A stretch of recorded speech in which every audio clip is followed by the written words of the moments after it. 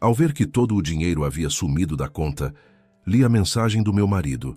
Quero ver você se virar sem nada. Achando que não me restava nada, fui para a casa dos meus pais. À noite, um vizinho trouxe a chave de um cofre bancário e disse que meu pai já sabia que meu marido me roubaria. Naquela mesma noite me tornei milionária. Bem-vindos ao Recanto das Histórias. Antes de começarmos, escrevam de onde estão nos assistindo. Desejamos a todos uma boa audição. Larissa acordou com o silêncio. Não com o despertador, não com o barulho lá fora, com o silêncio mesmo denso e errado, daquele tipo que só existe quando algo familiar desaparece de casa. Por 14 anos seguidos, às 6h30 da manhã, Roberto chacoalhava na cozinha, batia à porta do armário ao pegar a cafeteira, ligava o rádio em alguma estação de notícias intermináveis e resmungava quando o café transbordava no fogão. Larissa tinha se acostumado tanto com esses sons que eles viraram parte da manhã, como o amanhecer por trás das cortinas, como o rangido do assoalho velho no corredor. Mas hoje, nada. O apartamento estava vazio e ecoante, como se não tivessem retirado uma pessoa, mas toda uma camada da vida. Ela ficou deitada por mais 1 minuto, olhando para o teto. Depois, estendeu a mão até a mesinha de cabeceira e pegou o celular. A tela iluminou uma mensagem de Roberto. Quero ver você se virar sem nada. Larissa leu, piscou os olhos, leu de novo. Às vezes as palavras parecem conhecidas, as letras são familiares, mas o sentido não se forma, como se alguém as tivesse embaralhado de propósito. Ela releu pela 3ª vez, devagar, sílaba por sílaba, e só então compreendeu. Não o sentido em si, a entonação. Ouviu as palavras na voz dele, condescendente, levemente irônica, aquela mesma voz com que nos últimos anos ele falava com ela sobre dinheiro. Os dedos, por conta própria, abriram o aplicativo do banco. Conta conjunta, 0. Conta poupança, 0. Larissa ia passando as telas, como se em algum lugar fosse encontrar um erro, uma falha do sistema, uma pane técnica. No cartão que Roberto, brincando, chamava de a reservinha da boba, restavam R$ 342. Ela gravou esse número para sempre, porque nele parou tudo, como o ponteiro de um relógio quebrado. Larissa se levantou e foi ao corredor. Os sapatos dele, aqueles marrons que ela tinha mandado consertar no mês anterior, haviam sumido. O casaco não estava no cabide. No banheiro, faltavam o barbeador, a escova de dente, a água de colônia que sempre ficava na prateleira da esquerda. Ela abriu o guarda-roupa no quarto. O lado dele estava vazio. Só os cabides nus balançavam na barra, como se acenassem para ela. Sim, tudo certo. Ele foi embora. Não foi imaginação. O travesseiro do lado dele estava perfeitamente liso. Portanto, não tinha dormido lá. Portanto, havia arrumado as coisas na noite anterior, enquanto ela cumpria seu plantão no posto de saúde, aplicando soro, medindo pressão, acalmando a vovozinha do quarto 6, que tinha medo de injeção. Enquanto Larissa trabalhava, Roberto percorria o apartamento com uma mala, apagando metodicamente os rastros de sua presença. Metódico, cuidadoso, como um contador fechando o período de balanço. Ela discou o número dele. Toques longos um após o outro. E silêncio. Discou de novo e mais uma vez. Na 6ª tentativa ele atendeu, com a voz de quem foi interrompido no meio de algo agradável. Larissa, o que você quer? Eu já escrevi. Acabou. Roberto, o que significa se vire sozinha? Cadê o dinheiro? Ela se esforçava para falar com calma, mas a voz tremia nas consoantes. O dinheiro é meu. Eu ganhei.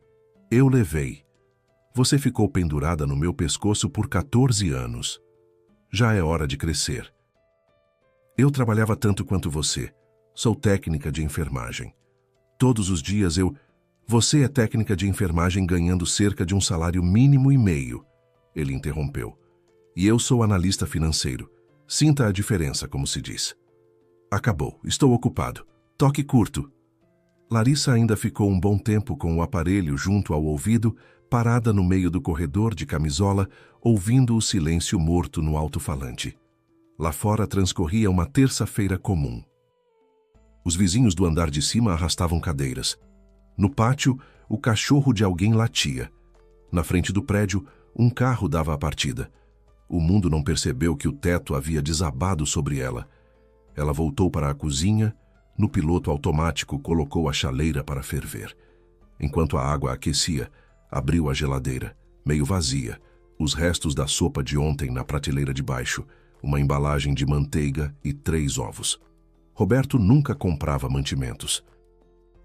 Ele transferia para ela uma vez por semana um valor fixo para as despesas da casa e conferia os recibos. Uma vez, Larissa comprou um queijo mais caro do que o habitual. E Roberto passou a noite inteira explicando a diferença entre gastos razoáveis e desperdício irresponsável. Ela ficou de pé à pia lavando a louça, acenando com a cabeça em silêncio, enquanto por dentro ardia de vergonha, embora não houvesse absolutamente nada de que se envergonhar. Quando tudo havia começado, Larissa tentava se lembrar e não conseguia encontrar o ponto exato. Nos primeiros anos, Roberto era diferente, ou assim lhe parecia. Trazia flores nas sextas-feiras, levava ao cinema nas sessões da noite. Dizia que ela era seu porto tranquilo, sua válvula de escape depois das batalhas do trabalho. Depois as flores foram aparecendo cada vez mais raramente.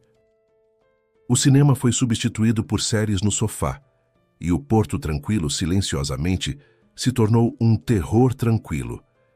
Ele disse isso uma vez ao telefone, conversando com algum amigo, sem saber que Larissa ouvia da cozinha. Ela não disse nada naquela época. Ela sempre ficava em silêncio. Foi o que a mãe ensinou. Família é trabalho, minha filha. Aguente. E tudo vai se arrumar. Larissa aguentou. Arrumar não deu tempo. A chaleira estalou.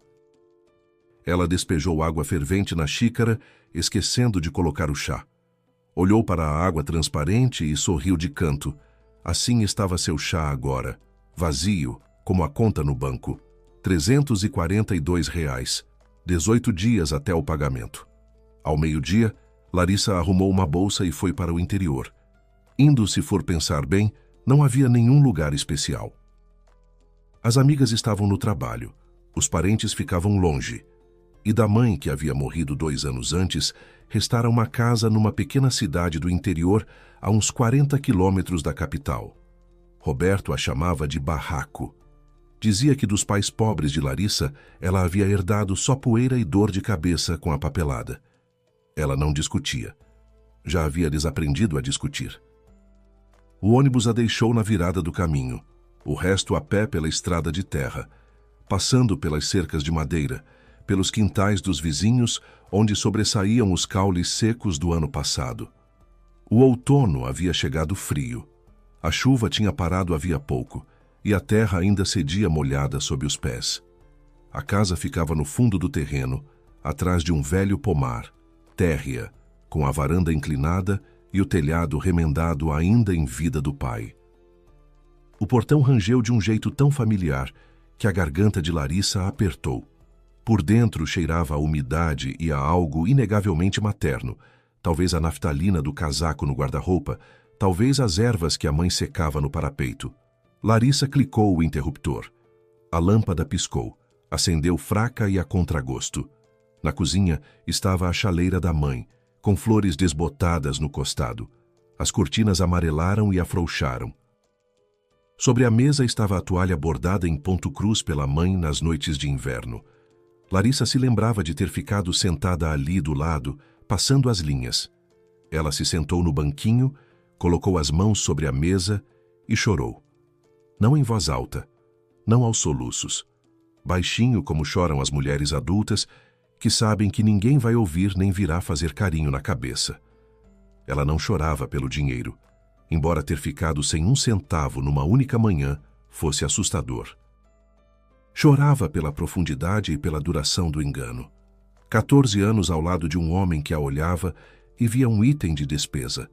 14 anos de paciência, que a mãe chamava de virtude e que na verdade era apenas hábito. Lá fora anoiteceu. Uma chuva miúda começou a bater no vidro.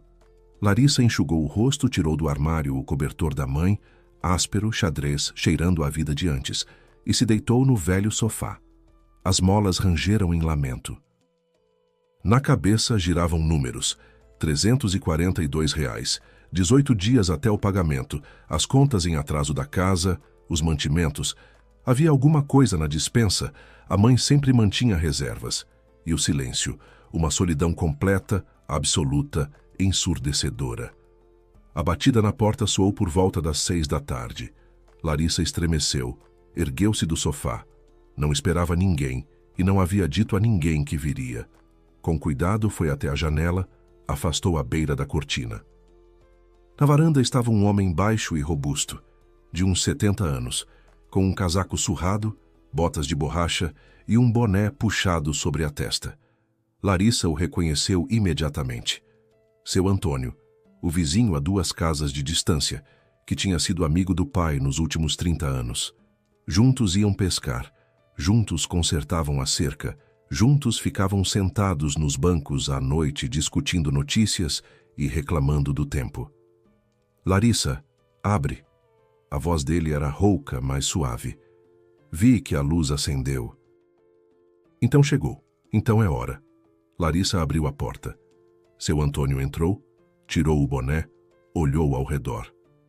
O olhar demorou nos cantos empoeirados, na lâmpada fraca, no silêncio pesado da casa. Faz tempo que ninguém vinha aqui, disse ele e suspirou. Mas não tem problema, a casa é sólida, vai resistir, assim como você, Larissa.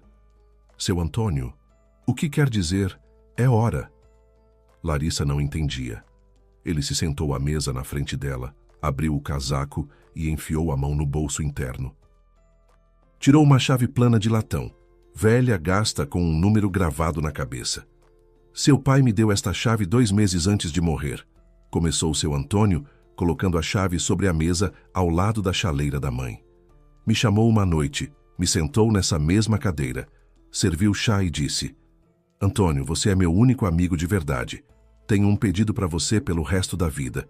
Esta chave é para minha filha, mas só entregue em um caso, se o marido dela a deixar sem um centavo, não antes. Se eles estiverem bem, que a chave fique com você para sempre. E Larissa nunca vai saber que ela existe. Larissa olhava para a chave e não conseguia fazer o braço se estender. O pequeno objeto de latão estava sobre a toalha de mesa e parecia implausavelmente pesado. Mais pesado do que todo aquele longo e interminável dia. Liguei para você de manhã, continuou seu Antônio. Você não atendia. Então liguei para o fixo.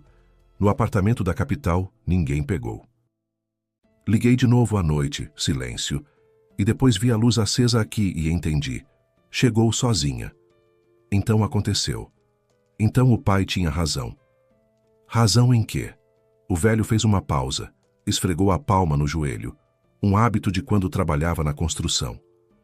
Seu João sempre enxergou Roberto de ponta a ponta. Me dizia: Antônio, esse rapaz olha para minha filha como um contador olhando para o balanço, calculando o que pode tirar e estimando quando dar o calote. Mas não vou me meter. Inútil. Ela apaixonada não vai ouvir. Só vou estender uma rede para amortizar a queda, quieto, sem escândalo, do meu jeito. Foi exatamente isso que disse. Larissa engoliu em seco. O pai, um engenheiro calmo que havia trabalhado a vida toda na mesma fábrica, usava o mesmo casaco por 10 anos e nunca levantava a voz. Via o que ela se recusava a enxergar. E em vez de reproches, em vez de eu avisei, em vez de brigas com o marido à mesa de festa, ele simplesmente, em silêncio, fez o que podia. Seu Antônio empurrou a chave mais perto dela. É a chave de um cofre bancário. A agência fica na Rua da Esperança, cofre número 116. Lá tem tudo: dinheiro, documentos e uma carta para você. Seu pai disse que você vai entender. Larissa finalmente pegou a chave. Ela estava quente.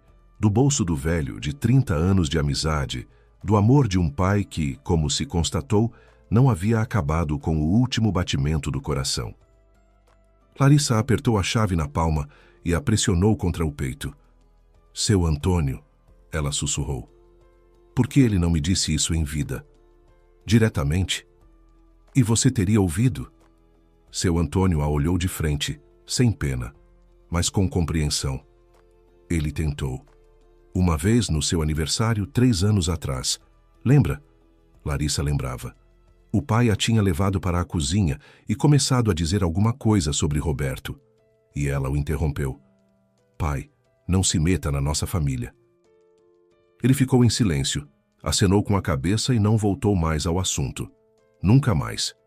Ele não se magoou, disse seu Antônio, como se lesse os pensamentos dela. Ele simplesmente entendeu que palavras não chegavam lá, e fez diferente. O velho se levantou, colocou o boné, abotoou o casaco. Você vai ao banco amanhã, agora vá comer.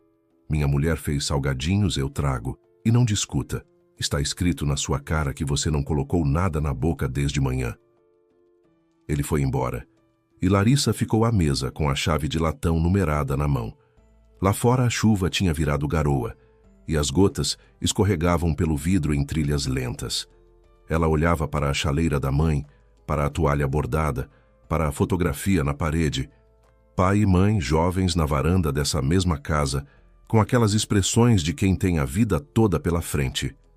20 minutos depois, seu Antônio voltou com um prato de salgadinhos coberto com um pano de prato. Os salgadinhos eram de repolho, quentinhos, e deles exalava aquele cheiro que só tem o cuidado alheio, simples e incondicional.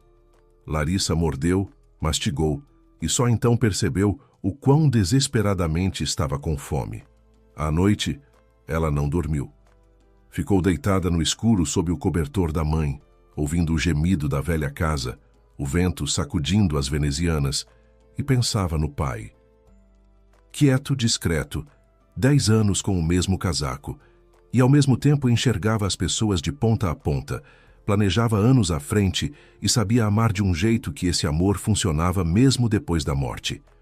A chave estava debaixo do travesseiro, e Larissa às vezes a tocava com a ponta dos dedos, só para ter certeza de que era real. De manhã, Larissa levantou ainda no escuro. Não tinha conseguido dormir direito. Fragmentos de pensamentos se misturavam a fragmentos de sonhos. E já de madrugada, ela simplesmente ficou com os olhos abertos, ouvindo os pássaros acordarem do outro lado da parede. Levantou, lavou o rosto com água fria da torneira. O aquecedor ela não tinha ligado na véspera. Penteou-se diante do espelho da mãe no corredor. O espelho era velho, com manchas opacas nas bordas, e o rosto nele parecia estranho. Olheiras, cantos dos lábios caídos, uma ruga entre as sobrancelhas que antes não existia, ou existia, mas Larissa não notava. Ela vestiu a única blusa decente que havia trazido do apartamento da capital, abotoou o casaco, enfiou a chave no bolso bem fundo até a costura e saiu. A manhã estava cinzenta e úmida.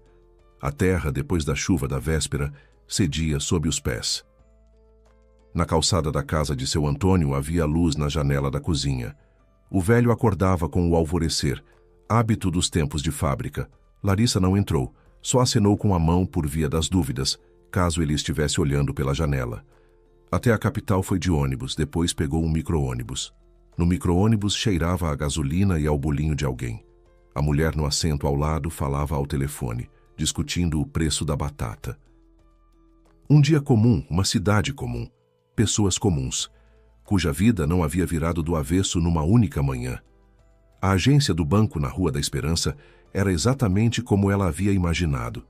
Pequena, antiquada, daquelas que ainda se lembram de longas filas, porta de vidro, cadeiras de plástico na sala de espera, capacho na entrada.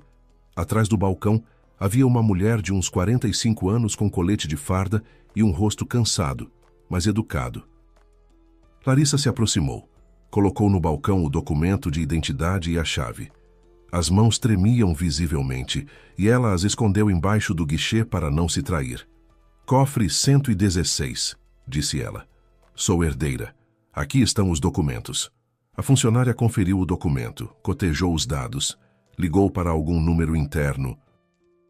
Por uns 10 minutos, Larissa ficou sentada numa cadeira de plástico, olhando para um cartaz com propaganda de um plano financeiro chamado Felicidade em Família.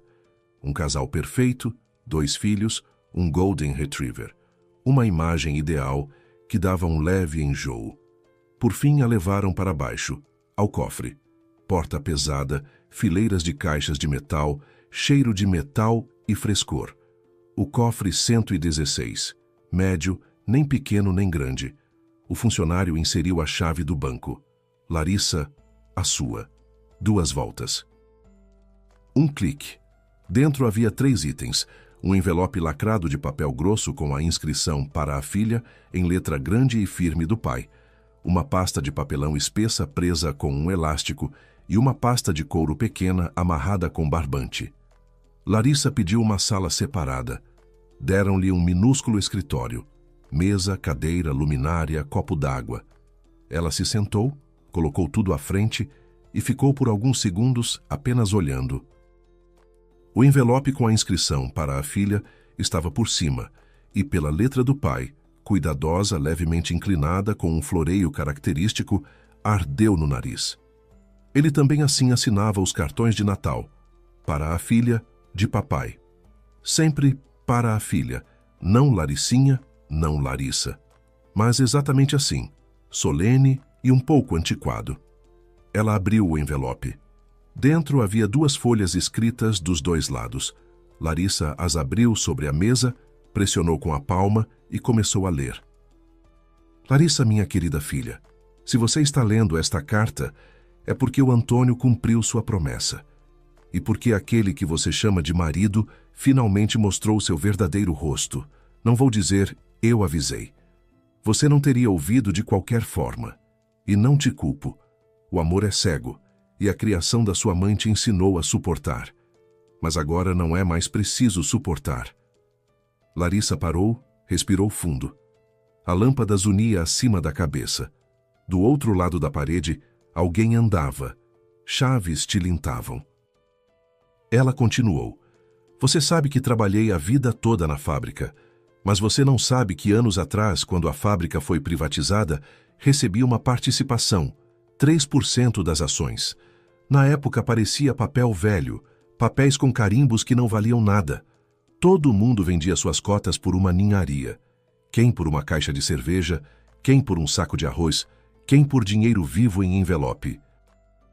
O mestre do nosso setor, o Pedrão, você se lembra dele? Vendeu seus 5% por uma geladeira usada. Ficou depois no corredor se vangloriando. Pelo menos tirei alguma coisa enquanto não levaram tudo. Eu não vendi. Me diziam, João, você é burro, pega o que te dão. A fábrica vai à falência de qualquer jeito. Pode ser que eu fosse burro, mas não aceitei. E não porque fosse mais esperto, mas porque acreditava que a fábrica sobreviveria. Trabalhei lá por 26 anos. Conhecia cada máquina, cada canto do galpão. Eu não conseguia acreditar que aquilo tudo iria para o lixo. A fábrica sobreviveu. Uma grande empresa a comprou, modernizou, expandiu, e os 3% que antes valiam uma caixa de cerveja passaram a valer um dinheiro sério. Não vendi nada.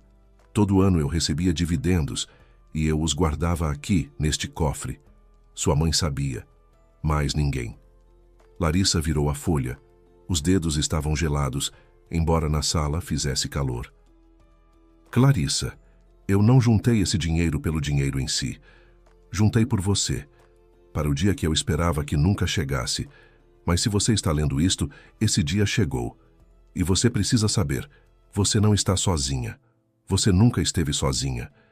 Ela fechou os olhos. Ficou assim, simplesmente sentada com os olhos fechados, ouvindo o zumbido da lâmpada.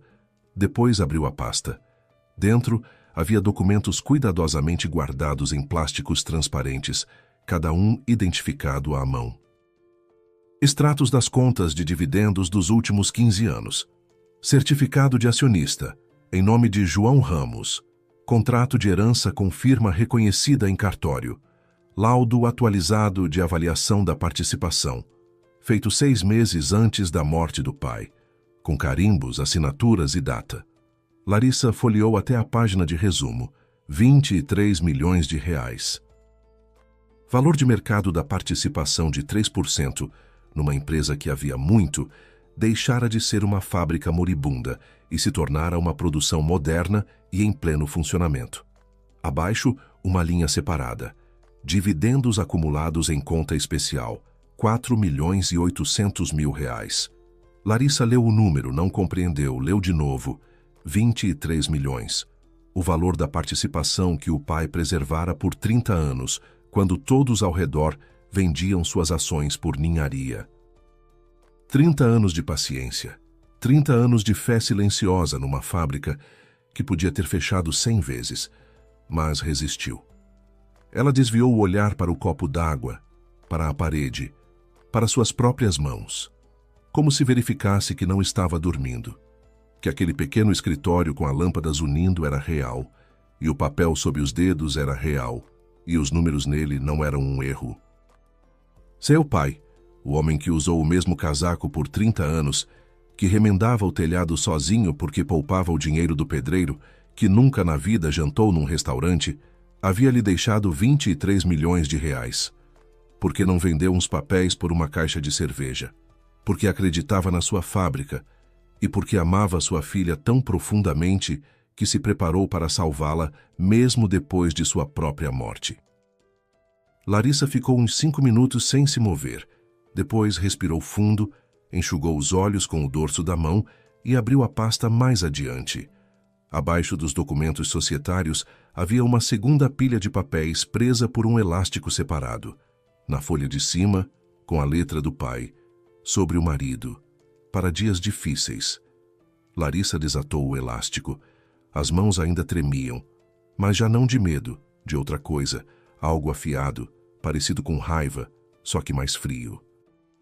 Lá dentro havia extratos de transferências bancárias da conta conjunta, cópias de recibos, prints de conversas e uma declaração com firma reconhecida em cartório sobre o registro da empresa FS Consultoria Financeira Ltda, cuja existência Larissa desconhecia completamente, mas cujo único sócio fundador e diretor era Roberto Faria Camargo, seu marido. Ela voltou à carta. Lá havia uma segunda parte, numa folha separada. Larissa, 2 anos atrás, descobri por acaso que Roberto havia aberto uma empresa em seu nome. Pedi ao Dr. Borges, lembra o advogado lá da Casa 9? Que investigasse. Constatou-se que Roberto, por meio dessa empresa, desviava dinheiro da conta conjunta de vocês. Os valores eram pequenos, entre 50 e 70 mil por mês, mas em 2 anos havia acumulado bastante. Ele fazia isso com cuidado para você não notar. Lançava como despesas empresariais, consultorias, assinaturas. Você nunca checava os extratos, não é? Eu coletei as provas e as registrei em cartório. O Dr. Borges ajudou a montar uma cronologia das transferências e tirou cópias. Se chegar ao tribunal vai ser útil. Valores, datas, dados bancários. Tudo está aqui. Larissa ia folheando as páginas. Transferências da conta conjunta para a conta da FS Consultoria Financeira. Regulares, todo dia 25 do mês ao longo de 2 anos e meio. 50 mil, 65 mil, 70 mil. Às vezes 40, provavelmente quando havia menos dinheiro na conta que o habitual. O valor total estava no rodapé, sublinhado em vermelho, R$ 1.700.000. Dinheiro que Roberto sorvia em gota a gota da família, enquanto Larissa trabalhava no posto de saúde e contava centavos para comprar shampoo. No final da carta, o pai havia escrito: "Não perdoe, Larissa, não porque eu seja mau, você sabe que não sou, mas porque o perdão nestes casos não é bondade, é fraqueza. Você é mais forte do que pensa. Eu sempre soube disso, só que antes não havia precisado provar. Agora chegou a hora.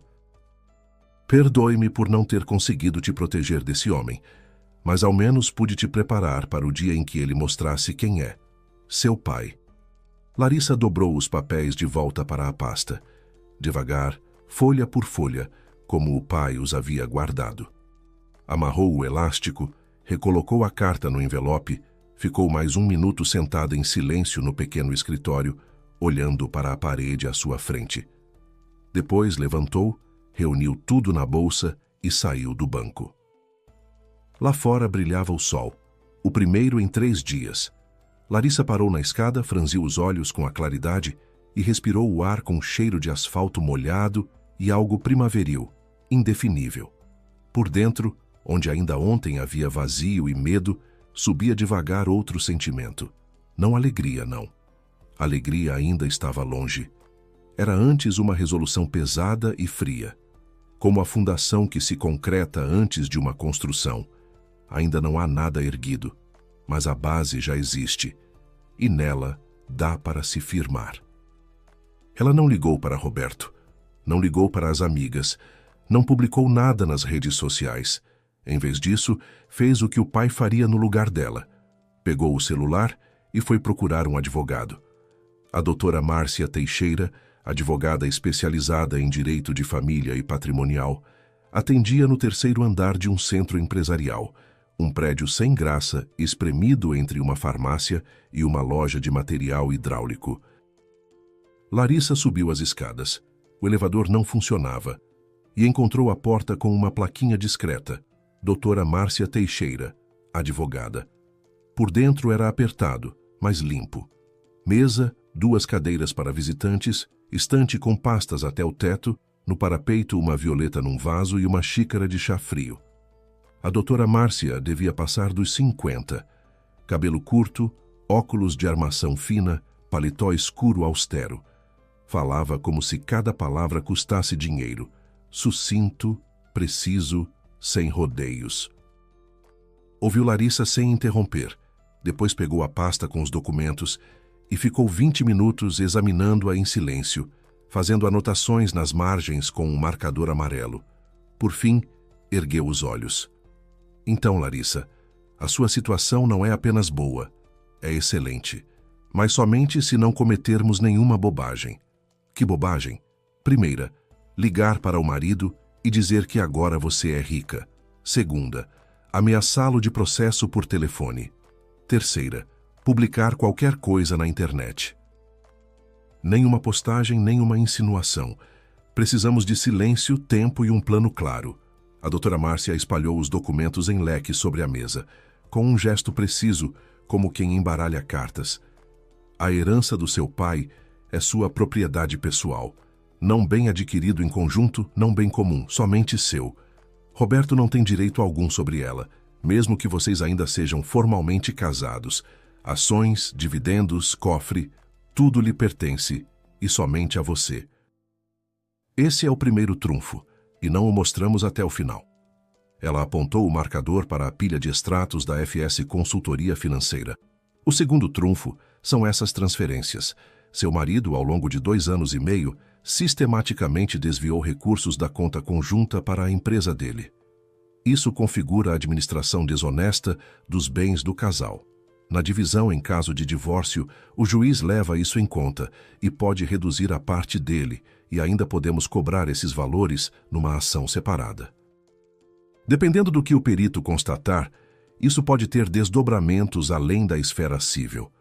E o terceiro trunfo? O terceiro, ele mesmo foi embora e levou o dinheiro. Isso está registrado. A mensagem dele, se vire sozinha, é na prática um reconhecimento de que agiu com intenção. Guardou? Sim. Tire uma cópia autenticada em cartório da tela. Amanhã mesmo, print de tela autenticado pelo tabelião. É um documento. Um print simples no celular não vale nada. Larissa tirou um caderninho da bolsa e começou a anotar. A doutora Márcia acenou com a cabeça, aprovando. Ao que parecia, nem todos os clientes chegavam com caderninho. Agora, em ordem. O que você precisa fazer imediatamente? Primeiro, abrir uma nova conta só em seu nome e transferir para lá os recursos da herança. Nenhum centavo deve cair na conta conjunta, senão surge confusão na hora da partilha. Segundo, tirar cópias autenticadas em cartório de absolutamente todos os documentos do cofre. Os originais de volta ao cofre ou num cofre do banco. As cópias comigo. Terceiro, entrar com o pedido de divórcio. Vou preparar. Você só vai precisar assinar. Ela tirou os óculos, limpou as lentes na beira do paletó e olhou para Larissa de frente. E quarto, o mais importante, silêncio. Deixe Roberto achar que você está destruída. Deixe-o achar que ganhou. Deixe-o relaxar, começar a gastar, sentir-se dono da situação. Quanto mais tranquilo ele estiver, mais erros vai cometer. E os erros de homens que se acham mais espertos que todo mundo são a melhor coisa que pode acontecer para o nosso caso. Larissa guardou o caderninho. Pela primeira vez em 2 dias, ela sentia que havia algo sólido sob os pés. Não chão ainda, mais uma passarela, instável e provisória, mas em que já era possível ficar em pé sem afundar. Doutora Márcia, disse ela já na porta, quanto custam seus serviços? Para começar, 30 mil. Depois, conforme a situação. Larissa acenou com a cabeça. 30 mil. No cartão dela havia R$ 342, mas no cofre bancário havia uma herança que o pai havia acumulado a vida toda, e ela gastaria exatamente o necessário para se proteger. Como ele queria. Ela saiu do centro empresarial, passou pela farmácia e pela loja de material hidráulico, dobrou em direção ao ponto. No bolso do casaco estava a chave de latão, e Larissa a apertava enquanto andava, como um amuleto, como um lembrete, como a mão do pai guiando-a por tudo aquilo, sem soltar. Roberto Faria Camargo passou os primeiros 3 dias da nova vida num estado que ele próprio chamaria de triunfo. Apartamento alugado num condomínio novo à beira do rio. Reforma nova, janelas panorâmicas, máquina de lavar moderna com painel digital que ele não sabia usar, mas que causava impressão. Viviane andava pelos cômodos descalça, tocando as paredes, abrindo e fechando armários. Roberto, quando a gente compra móveis de verdade, esse sofá parece de albergue. Vamos comprar, dizia Roberto. Vamos comprar tudo. Agora a vida vai melhorar. Viviane era o oposto de Larissa. 27 anos, gerente de vendas numa concessionária. Voz alta, gargalhada que enchia o corredor. Não suportava restaurantes baratos, usava só roupas com etiquetas que Roberto antes só via nas vitrines e era direta. Homem tem que sustentar, se não pode, para que ele serve? Roberto gostava disso. Depois de 14 anos com a quieta Larissa, que nunca pedia nada para si, comprava até o shampoo mais barato, Viviane lhe parecia uma versão diferente e certa da vida. Ao lado dela, ele se sentia importante, um homem que decide, que escolhe, que gasta. Tinham se conhecido 8 meses antes, na festa de aniversário de um colega. Viviane cantava no karaokê. Roberto ficou numa mesinha olhando. Depois ofereceu um drink, depois um jantar. Depois passaram a se encontrar às terças e quintas, quando Larissa trabalhava o turno da noite. Roberto mentia com facilidade. Dizia que estava retido no trabalho, que foi a um cliente, que a reunião se estendeu. Larissa acreditava. Ela acreditava em tudo que ele dizia. E nisso, pensava Roberto, estava o problema principal dela. O dinheiro da conta conjunta, 800 mil, ele transferiu para o seu cartão na noite anterior à partida. Estava sentado na cozinha do apartamento da capital, enquanto Larissa dormia e movimentava números no celular. 800 mil mais 1.700.000 na conta da FS Consultoria Financeira. Total, 2,5 milhões. Dava para 6 meses. E depois viria o novo cargo, novos projetos. Roberto confiava em si mesmo. Sempre havia confiado, mesmo quando não havia motivo para isso. Nos primeiros dias ele aguardava ligações de Larissa. Estava preparado, tinha ensaiado as frases, treinado o tom, condescendente, mas não cruel, para que ela chorasse um pouco, suplicasse e no final se conformasse. Mas as ligações não chegavam. Nenhuma. Nenhuma mensagem chorosa, nenhuma histeria no aplicativo, nenhuma ligação por conhecidos em comum. Silêncio. Roberto concluiu que a mulher estava em choque. Se recuperaria em 1 semana e começaria a ligar, a pedir. Era sempre assim. No 4º dia ligou a mãe. Dona Teresa morava sozinha num apartamento de 2 cômodos na periferia. Tinha um gato e assistia a todos os programas policiais da televisão. O feitio dela era direto como trilho de trem, dizia o que pensava sem embrulhos nem rodeios. Roberto, o que foi que você fez? Mãe, olá, também fico feliz em te ouvir. Larissa me ligou, despediu-se com muita calma, agradeceu pelos 14 anos e disse que vai entrar com o divórcio. Ela não chorou, Roberto. Não chorou nada, Voz igual, como se estivesse lendo num papel. É um mau sinal. Mãe, não se meta. Eu sei o que estou fazendo. Você não sabe. Você nunca soube. Você acha que é mais esperto que todo mundo, mas na verdade só é mais descarado.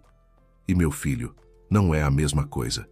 O descaramento funciona até a primeira curva e depois vira contra você. Roberto encerrou a ligação. A mãe sempre esteve do lado de Larissa desde o primeiro dia. Quando ele a apresentou, Dona Teresa disse: "Boa menina, boa demais para você, se for sincera." Roberto concluiu na época que a mãe estava brincando. 14 anos depois, ainda achava que ela exagerava. À noite, Viviane exigiu jantar num restaurante novo na cobertura de um shopping. Roberto abriu o cardápio no site, consumo médio de R$ 350 por pessoa, e concordou. Não porque quisesse, mas porque recusar para Viviane significaria 2 horas de silêncio gelado e portas batendo no banheiro. Com Larissa era mais simples. Ela cozinhava em casa e o jantar custava só os ingredientes. Roberto tentava não pensar nisso. Larissa, enquanto isso, vivia na casa dos pais e trabalhava. Toda manhã o ônibus até a capital, o turno no posto de saúde, à noite de volta. No trabalho, ela se comportava como de costume, aplicava soro, media pressão, preenchia fichas. As colegas notavam que ela havia ficado mais quieta, parado de conversar na sala de procedimentos entre um paciente e outro, deixou de ir ao refeitório no intervalo do almoço, levava um lanche de casa e comia sozinha na mesa da enfermagem. Mas ninguém enchia ela de perguntas. Em posto de saúde cada um tinha problemas demais. Só a chefe, Irina, mulher corpulenta, voz poderosa, hábito de falar de uma ponta à outra do corredor. A parou certa vez. "Larissa, espera. Você está bem? Emagreceu e os olhos estão vermelhos dia sim, dia não." "Estou me divorciando, Irina," respondeu Larissa curta. "Meu Deus, posso ajudar em alguma coisa?" "Não, obrigada. Vou me virar."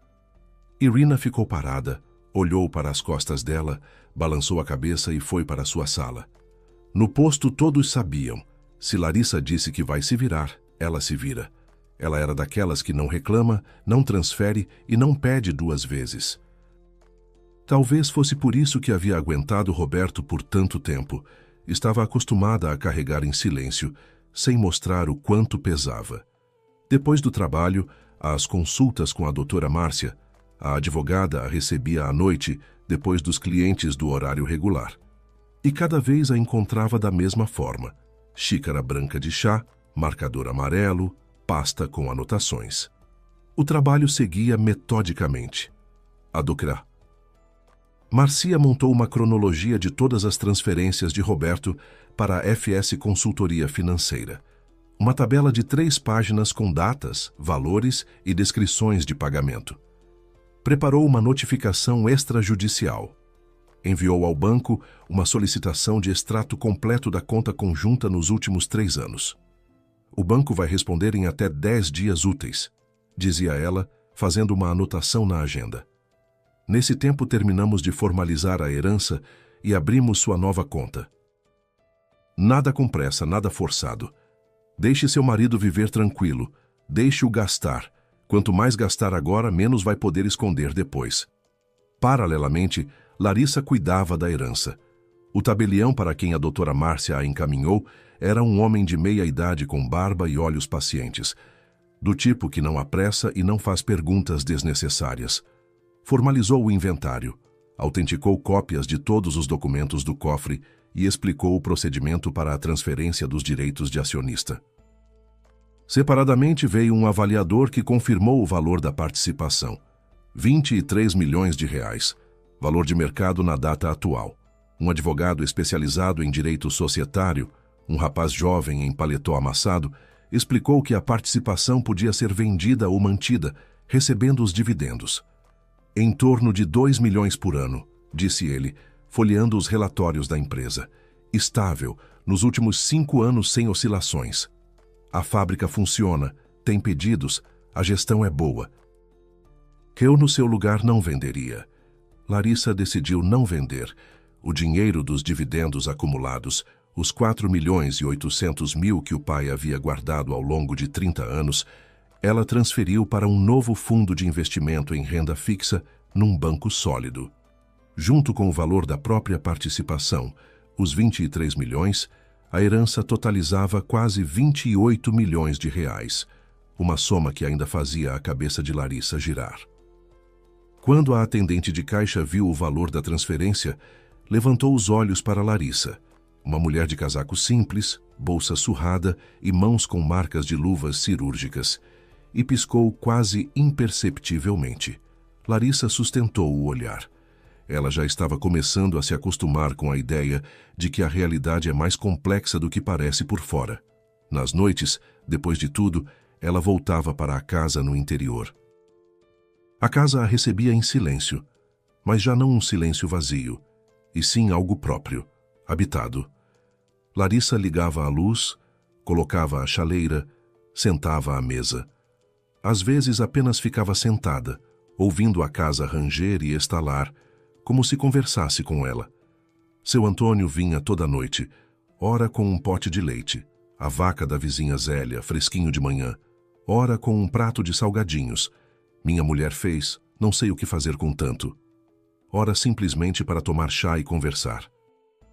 Contava coisas sobre o pai que Larissa não sabia ou havia esquecido. Seu João uma vez achou uma carteira na rua, contava seu Antônio, aquecendo as mãos na xícara. Bem cheia, com dinheiro. Qualquer um teria ficado. Eram tempos duros, os salários atrasavam meses. Mas ele foi até o endereço que constava na carteira e devolveu. O dono, um homem do mercado, enfiou uma nota na mão dele. Obrigado, homem honesto. O seu pai pegou o dinheiro, foi para casa e deu para sua mãe. Disse: Maria, ganhei. Honestamente. A sua mãe riu e te comprou uma bota de inverno, lembra? A rosa. Larissa lembrava. Tinha umas 10 anos na época e usou aquelas botas por 2 anos seguidos até o pé crescer demais. Ele sempre foi assim, continuava seu Antônio. Quieto, teimoso e honesto até parecer bobo. Só que não era bobo, Larissa. Era caráter. Raro hoje em dia, é verdade, mas sólido, como carvalho. Curva, mas não quebra. Certa noite, quando eles estavam sentados na cozinha e escurecia lá fora, seu Antônio ficou em silêncio, pousou a xícara e falou mais baixo que o habitual. Ele me disse mais uma coisa. Um mês antes de morrer, quando já estava mal, fui visitá-lo. A gente sentou aqui, nessas mesmas cadeiras. Ele tossia, respirava com dificuldade, mas o olhar estava claro. E disse: Antônio, tenho um medo na vida, que a filha repita o erro da mãe, que perdoe tudo e aguente tudo. A mãe me aguentou, e eu na juventude também não era presente. Mas eu caí na razão e esse não vai cair. Esse é de outra raça. Foi exatamente isso que disse, de outra raça.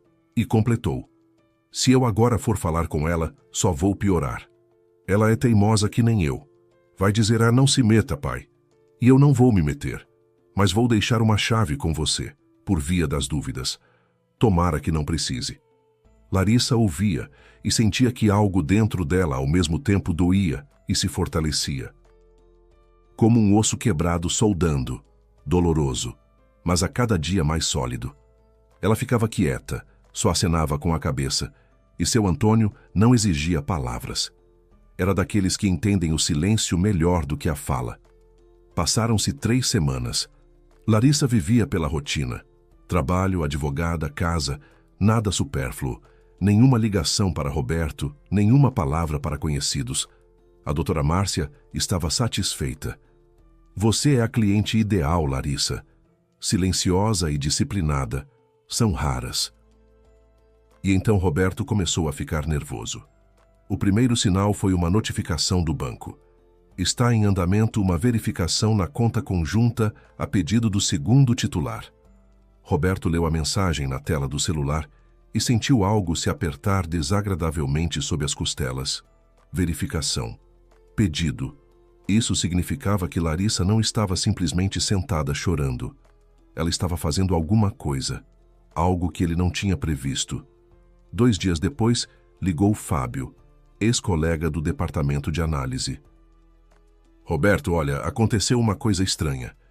Veio falar comigo um cara que se apresentou como assistente de uma advogada, perguntava sobre você. Mais precisamente, sobre sua FS Consultoria.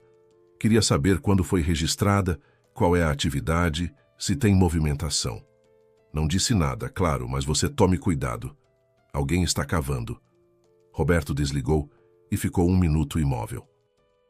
A FS Consultoria Financeira era seu projeto secreto, uma conta separada para onde, ao longo de 2 anos e meio, ele havia transferido dinheiro da conta conjunta. Ninguém devia saber. Nem Larissa, nem a mãe, nem amigos, nem colegas. Como? Ele discou Larissa. Toques longos. Ele já estava pronto para ouvir o correio de voz, mas ela atendeu depois do 4º toque, com calma, sem pressa. Sim, Roberto. A voz era diferente, desconhecida. Não aquela voz a que ele estava acostumado, baixa, levemente pedindo desculpas, pronta a ceder. Essa voz soava como a de alguém que está em terra firme e não tem pressa para chegar a lugar algum. Larissa, a gente precisa conversar. Fala. Não por telefone. Vamos nos encontrar. Amanhã no apartamento, ao meio-dia. Tudo bem. Tom curto. Roberto baixou o celular e olhou para Viviane, que estava pintando as unhas no sofá, com os pés apoiados no apoio de braço. Quem ligou? Ela perguntou sem erguer os olhos. Trabalho, mentiu Roberto. Estava acostumado. No dia seguinte, ele chegou ao apartamento meia hora antes do combinado. Percorreu os cômodos. Tudo estava como havia deixado 3 semanas antes. Prateleiras vazias no guarda-roupa, cabides nus na barra, pó no parapeito. Só sobre a mesa da cozinha havia uma pilha de correspondência que algum vizinho havia enfiado sob a porta. Contas, panfletos de propaganda, fatura de luz. O apartamento cheirava a ar parado, sem vida. Roberto abriu a janela, sentou à mesa e ficou esperando. Ela chegou exatamente ao meio-dia. Tocou a campainha, embora tivesse as chaves, e aquela campainha, pequena e formal, disse a Roberto mais do que qualquer palavra. Ela não considerava mais aquele apartamento como seu lar. Roberto abriu a porta. Na soleira estava uma mulher que ele não reconheceu de imediato. Cabelo preso, um paletó escuro que ele nunca havia visto. Embaixo do braço, uma pasta de papelão. E o olhar, direto, tranquilo, sem sombra de pena, nem por ele nem por si mesma. Senta, disse Larissa, passando para a cozinha. Tenho pouco tempo. Roberto sentou. Ele próprio não entendeu como aconteceu. Ele, que por 14 anos havia mandado naquela casa, obedeceu como obedeceria a um superior numa reunião. Havia algo na voz dela que não deixava espaço para objeções. Larissa colocou sobre a mesa 3 pilhas de papéis, cada uma com cuidado, uma ao lado da outra. Primeira pilha, o pedido de divórcio e partilha dos bens adquiridos em conjunto. Segunda, os extratos das transferências para a FS Consultoria Financeira Ltda, que você registrou em seu nome 2 anos e meio atrás e por meio da qual, durante todo esse tempo, desviou dinheiro da nossa conta conjunta. Terceira, o cálculo do valor que você me deve, com juros e correção monetária. Roberto olhava para os papéis e sentia o sangue abandonar o rosto. As folhas estavam numeradas, encadernadas, com marcadores e anotações. Não era uma crise da esposa traída, era trabalho profissional. Como você... Ele começou. Isso não importa. Ela o interrompeu. O que importa é o seguinte, você tem 2 opções. Primeira, resolvemos tudo amigavelmente. Você devolve o dinheiro desviado, assina o acordo de divórcio e nos separamos. Segunda, eu entro com tudo na justiça. Partilha, ressarcimento e representação criminal. Você escolhe. Roberto abriu a boca e fechou. Abriu de novo. Larissa, escuta. Você tem 1 semana, disse ela, levantando-se. Daqui a 1 semana entro com os documentos, todos os documentos. Ela pegou a pasta, abotoou o casaco, já na porta se virou. E não tente movimentar os ativos da FS Consultoria. Minha advogada já encaminhou o pedido de bloqueio preventivo. Se tentar mexer, só piora. A porta fechou suavemente, sem bater. Roberto ficou sentado à mesa da cozinha. Lá fora chovia. Na pia, a torneira pingava, cadenciada, monótona, como um metrônomo. Roberto sentado, ouvindo essas gotas, e pela primeira vez em muito tempo, não tinha nada a dizer. Viviane foi embora 3 dias depois. Roberto nem percebeu logo o que estava acontecendo. Voltou à noite do banco, onde tentara em vão descobrir se era possível levantar o bloqueio das contas da FS Consultoria, e a encontrou no corredor com uma mala. A mesma mala que ele havia comprado para ela na 2ª semana de convivência. Azul turquesa, com rodinhas e zíper brilhante. "Você vai aonde?" perguntou ele, embora já soubesse para onde. Viviane fechou o zíper, endireitou-se, ajeitou o cabelo. O rosto estava tranquilo, profissional, como o de uma gerente que está encerrando uma negociação. "Roberto, não quero fazer parte de tudo isso. Processos, advogados, contas bloqueadas, não era nisso que eu me inscrevi. Viviane, eu resolvo. Me dá um tempo, vou acertar tudo." "Você acertou?" "Mal acertou." Ela ergueu a mala e as rodas bateram no batente. "Preciso de um homem estável, não de um réu aguardando julgamento. Tchau." Ela pegou os brincos que Roberto havia dado a ela na semana anterior. Simplesmente tirou a caixinha da prateleira e colocou na bolsa, como se fossem seus. Chamou um táxi. Roberto ficou parado junto à janela, viu o carro chegar à frente do prédio, viu Viviane colocar a mala no porta-malas, viu-a sentar no banco de trás sem olhar para trás. O carro se fundiu ao tráfego e desapareceu. 24 dias de nova vida. Do triunfo ao apartamento alugado vazio, com a máquina de lavar moderna com painel digital que ele nunca havia aprendido a usar. Roberto se sentou no sofá, aquele mesmo que Viviane chamava de albergue. Ficou olhando para o cabide vazio no corredor, para o copo com o batom dela na pia do banheiro. Esqueceu ou não quis levar. Pegou o celular, rodou nas mãos. Não havia com quem falar. Amigos? Tinha. Mas não daqueles a quem se liga com esse tipo de novidade. Colegas, muito menos. Larissa? Nem pensar. Dona Teresa ligou como se tivesse sentido. Ela sempre tinha faro para os momentos difíceis na vida do filho. Então, sabidão, começou a nova vida? Está gostando? Mãe, por favor. Agora não. E quando? Quando te despejarem do apartamento por falta de pagamento? Quando o juiz te condenar? Vou te dizer uma coisa, Roberto, e não vou repetir. Você largou uma mulher decente que por 14 anos lavou suas camisas, fez comida para você e aguentou seus desaforos, e ela acabou sendo mais inteligente e mais forte que você. Agora vive com esse conhecimento. Roberto quis encerrar a ligação, mas não encerrou. Não tinha forças nem para isso. Dona Teresa fez uma pausa e acrescentou: "Olha, se quiser conversar como gente, vem aqui. Te sirvo de comer, mas pena não vou ter." A ligação caiu.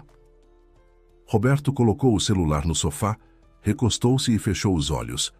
Na cabeça giravam os números. Aluguel 45 mil. A advogada já havia recebido 120 de adiantamento. As contas da FS Consultoria bloqueadas. No cartão restavam 300 e pouco. Uma aritmética bonita para um analista financeiro que se achava mais esperto que todo mundo. O dinheiro Roberto não devolveu no prazo. Não porque não quisesse, embora também não quisesse, mas porque não podia. Contas bloqueadas, recursos livres inexistentes, e não havia de quem ou com que garantia pedir emprestado. Larissa, como havia prometido, entrou com os documentos. O processo foi distribuído e a audiência marcada para 2 meses depois. Antes disso, a doutora Márcia já havia conseguido medidas cautelares em todas as frentes. Contas da FS Consultoria bloqueadas e restrição de alienação sobre a parte de Roberto no apartamento do casal. Os 2 meses se arrastaram devagar. Larissa continuava morando na casa dos pais, trabalhando no posto de saúde, indo às consultas com a advogada. Seu Antônio trazia notícias do bairro e salgadinhos da mulher.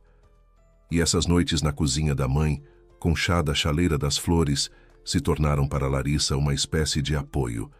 Não grandioso, não solene, mas quieto e confiável como o próprio velho. A audiência aconteceu numa quarta-feira, num fórum cinzento e burocrático, com corredores ecoantes e cheiro de linóleo. Larissa compareceu com a doutora Márcia, Roberto com seu advogado, um rapaz jovem em terno caro, que falava muito, rápido e com confiança. Confiança demais. Assim falam os que esperam que a insistência substitua os argumentos. O advogado de Roberto construiu a defesa sobre uma única tese. As transferências para a FS Consultoria eram atividade empresarial legítima e Larissa, ao assinar o contrato de conta conjunta, havia efetivamente aprovado todas as operações realizadas nela. Falou de modo organizado, citou artigos e incisos, espalhava papéis como um mágico. A doutora Márcia ouviu em silêncio, com as mãos sobre a pasta. Quando o advogado terminou, ela se levantou e, em 15 minutos, desmontou a argumentação dele parte por parte. A voz era baixa, mas a sala ficou em silêncio, até a secretária parou de digitar. Ela apresentou as cópias autenticadas das transferências, com a comprovação de que Larissa não havia sido informada sobre a existência da FS Consultoria. Demonstrou que Larissa não era sócia nem beneficiária da empresa, não havia dado consentimento para as transferências e desconhecia por completo o registro da sociedade. Em seguida, colocou sobre a mesa as declarações de imposto de renda de Roberto. Em 3 anos, os rendimentos da FS Consultoria não haviam sido declarados, nem um centavo. O que significava que Roberto não apenas havia desviado dinheiro da família, como também o havia ocultado do fisco. A juíza, uma mulher de meia-idade com uma mecha branca e olhos atentos, ouviu as duas partes, fez algumas perguntas esclarecedoras e se retirou para deliberar. 40 minutos depois, ela voltou com a decisão. Os bens comuns seriam divididos levando em conta o comportamento desonesto do réu. Roberto ficou obrigado a restituir a Larissa R$ 1.200.000, valor correspondente à metade dos recursos desviados para a FS Consultoria, uma vez que a outra metade já havia sido considerada no cálculo da partilha geral do patrimônio do casal. O apartamento adquirido durante o casamento ficaria com Larissa, mediante o pagamento de uma indenização a Roberto, cujo valor o tribunal reduziu substancialmente em razão da dívida reconhecida e do comportamento desonesto comprovado. Roberto saiu da sala pálido com a pasta debaixo do braço. O advogado dele caminhava ao lado dele, dizendo alguma coisa sobre recurso, prazos, nuances processuais. Roberto não ouvia. Olhava em frente para a parede cinzenta do corredor, pensando que a mãe tinha razão. Ele não era mais esperto, era mais descarado, e a cara de pau que funcionara por 14 anos havia finalmente apresentado a conta que ele não podia pagar. Larissa saiu logo depois. Minutos depois, a doutora Márcia lhe deu um aperto de mão, rápido, sem palavras desnecessárias, como se dá a mão a um colega após um trabalho bem feito. Parabéns, Larissa. O caso está encerrado. Obrigada, doutora Márcia, por tudo. Agradeça ao seu pai. Ele fez o trabalho principal muito antes de mim. Larissa saiu para a escada do fórum, parou e inspirou. Cheirava a folhas molhadas. O outono já havia tocado as árvores ao longo da avenida, e as folhas amarelas cobriam o asfalto como moedas espalhadas. 6 meses se passaram. Larissa estava sentada na varanda da casa dos pais, tomando o café da manhã na xícara branca com borda azul da mãe, levemente lascada na borda. A casa havia mudado nesses meses. Telhado novo de telha escura, paredes caiadas, janelas largas que Larissa mandara instalar no lugar das velhas para ter mais luz. Ela não derrubou a casa nem redesenhou a planta. Reformou o que havia. Manteve as paredes, manteve a cozinha da mãe, até as cortinas, aquelas mesmas amareladas. Lavou, engomou e pendurou de volta. Elas ficaram frescas e brancas, e o sol da manhã as atravessava com uma luz suave e difusa. No terreno verdejava um jardim jovem, 6 macieiras e 4 cerejeiras, plantadas na primavera. Larissa cavou os buracos ela mesma, carregou as mudas, regou sozinha, enquanto seu Antônio ficava ao lado dando instruções. Cave mais fundo, Larissa. As raízes precisam de espaço. E não seja mão fechada com o adubo. Árvore não é gente. Do cuidado só fica mais forte. Seu Antônio, não fique com esse vento. A coluna... Tenho 72, não 102. Resmungava ele, pegando a pá de volta. Ainda dou conta. A participação na fábrica Larissa manteve. Não vendeu, nem quando o dinheiro era necessário para a reforma, nem depois quando a advogada sugeriu investir em imóveis. Era a memória do pai. E Larissa decidiu que memória não se vende. Os dividendos chegavam à conta todo trimestre, quietos, estáveis, como tudo que seu João havia deixado. Com parte deles, ela abriu um pequeno consultório de reabilitação no bairro. Alugou o espaço do antigo posto de saúde que ficava vazio havia 3 anos, reformou, colocou uma maca, uma mesa de massagem, um aparelho de fisioterapia. Chamou de Esperança. Não em homenagem ao sentimento, mas à vovó, mãe do pai, que depois de tempos muito duros, ficou sozinha com 3 filhos e os criou a todos sem dobrar as costas. Os pacientes vieram logo, em sua maioria moradores idosos das redondezas. Chegavam com dores nas costas, nos joelhos, sequelas de derrame. Larissa atendia cada um pessoalmente, e logo correu o boato. No bairro, havia uma enfermeira que não só trata, ela ouve. As vovozinhas ficavam depois das sessões, contavam sobre os netos, sobre a horta, sobre a pressão. Larissa servia chá e acenava com a cabeça. E esse chá e essa atenção às vezes curavam tanto quanto a massagem. Dinheiro havia de sobra, mas Larissa não mudou. Não comprou carro caro. Andava no velho que achou num anúncio por um valor razoável. Não voou para resort algum. Passou as férias em casa, pintando a cerca e transplantando peônias. Não se cobriu de ouro. Usava a corrente da mãe com uma cruzinha e o relógio do pai que havia encontrado na pasta de couro do cofre, embrulhado num lenço. Nas noites, ela se sentava na varanda com uma xícara de chá e olhava o sol se pondo atrás das árvores. Nesses momentos, ela mentalmente conversava com o pai, não em voz alta. Simplesmente pensava, se dirigindo a ele, como havia se acostumado a fazer em vida. Consegui, pai. Você tinha razão. Consegui. O vento mexia nas cortinas engomadas da janela aberta, e Larissa às vezes achava que era uma resposta. 1 ano depois do divórcio, ela se sentou à mesa, aquela mesma da mãe com a toalha bordada, e escreveu uma carta.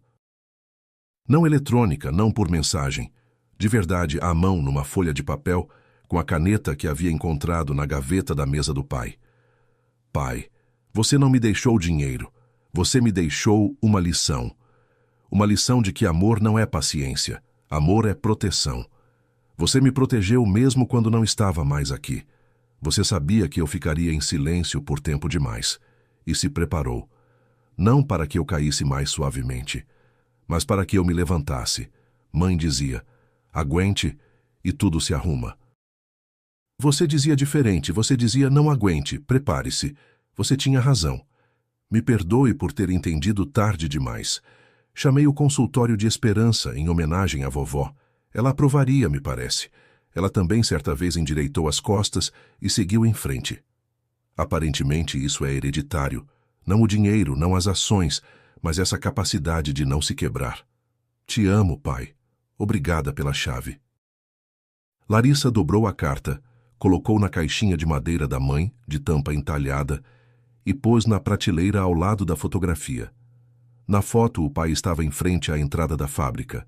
Jovem, de camisa xadrez, semicerrava os olhos por causa do sol. Ao lado estava a mãe, segurando o braço dele e sorrindo com aquela expressão de quem tem a vida toda pela frente. Lá fora, anoitecia.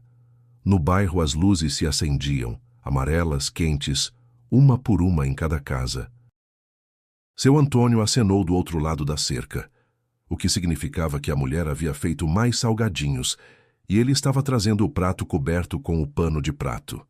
E ia resmungar que Larissa estava magra e come mal.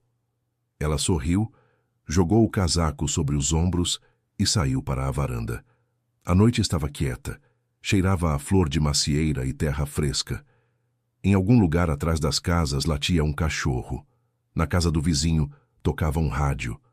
Pela estrada passou um ciclista e tilintou o sino. Larissa estava na varanda de sua casa, da casa do pai, da casa da mãe, de sua casa, e sentia que finalmente estava no lugar certo. Não vítima, não milionária, simplesmente Larissa, uma mulher que parou de suportar e finalmente se tornou ela mesma. Obrigado por nos ouvir. Aqui foi o canal Recanto das Histórias. Sempre lemos os comentários com muito carinho, então deixem aqui o que acharam da história. Se gostaram, não esqueçam de se inscrever no canal.